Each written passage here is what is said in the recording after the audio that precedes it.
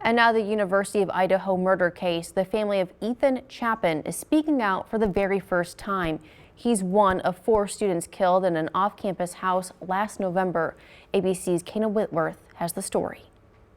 Pushing through the earth, the yellow and white tulips bearing the name Ethan's smile, meeting the sun for the first time. It's just turned into something so special, something tangible that represents him now. Nearly 5 months ago, the 20-year-old was murdered along with his girlfriend Xana Kernodle and her roommates Kaylee Gonzalez and Madison Mogan in that off-campus home at the University of Idaho. It's tough not having him here. Stacey and I get up and watch the sunrise and drink our coffee and cry in your coffee. Ethan's parents, Jim and Stacey, speaking out for the first time. I love to hug him. I'd give anything to just be able to hug him. You just always make one sure more you time. You just always hug your kid. Ethan, the eldest of triplets, so full of joy.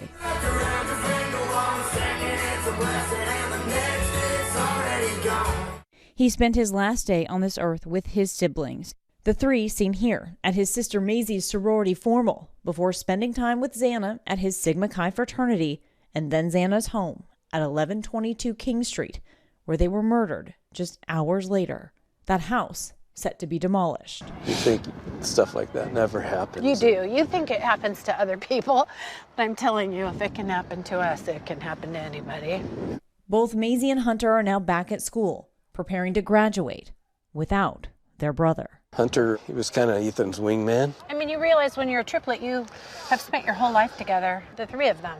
Stacey and Jim lean on each other in what they're calling a shuddersome year of firsts, doing things they've always done, but for the first time without Ethan, preparing for milestones. The one we have coming up first, 21st birthday.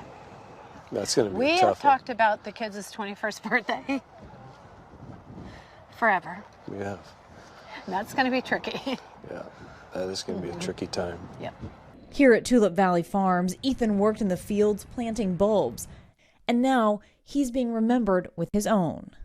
Ethan's smile. There have been, right now, 80,000 bulbs sold.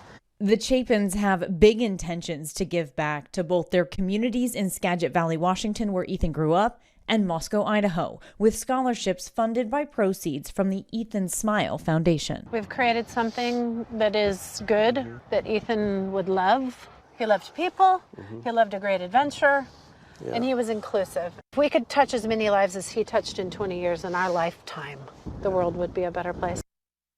The family knows they have hard days ahead. At the end of June, the suspect in these murders, Brian Koberger, will appear in court in Moscow, Idaho for a preliminary hearing. But Stacey says in the meantime, as she gets pictures from people who have planted those tulip bulbs, watching them grow really helps. And they've sold some 80,000 so far. Kana Whitworth, ABC News, Los Angeles.